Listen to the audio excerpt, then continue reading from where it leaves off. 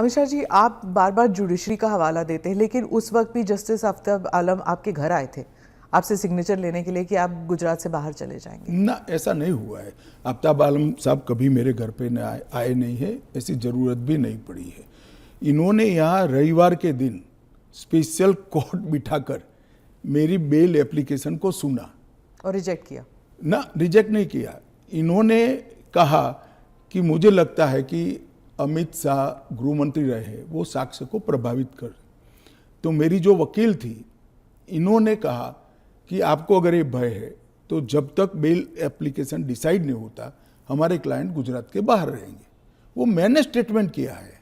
2 साल आप बाहर रहे? हाँ, 2 साल में बाहर रहा, निश्चित रूप से बाहर रहा, क्योंकि 2 साल भारत के इतिहास में कभी भी किसी की बेल एप्लीकेशन 2 साल नहीं चली है। आलम साहब की कृपा से मेरी बेल एप्लीकेशन 2 साल चली, ज्यादा से ज्यादा बेल एप्लीकेशन 11 दिन तक चली है।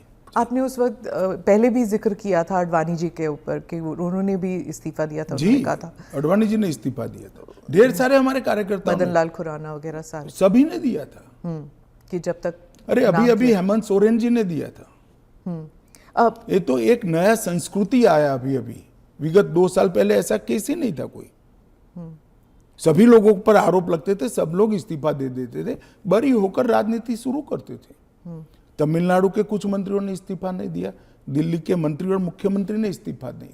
और अगर इस तरह से इस समाज जीवन का, नैतिकता का स्तर आप राजनीतिक और समाज जीवन का नीचे ले जा रहे हैं, इससे हम सहमत नहीं हैं।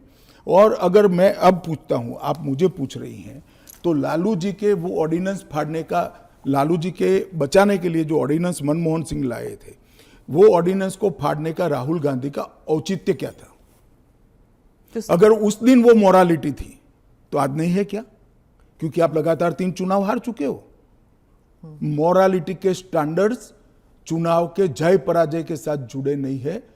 मोरालिटी के स्टैंडर्ड्स सूर्य और चंद्र की तरह हमेशा अपनी जगह पे स्थिर रहने।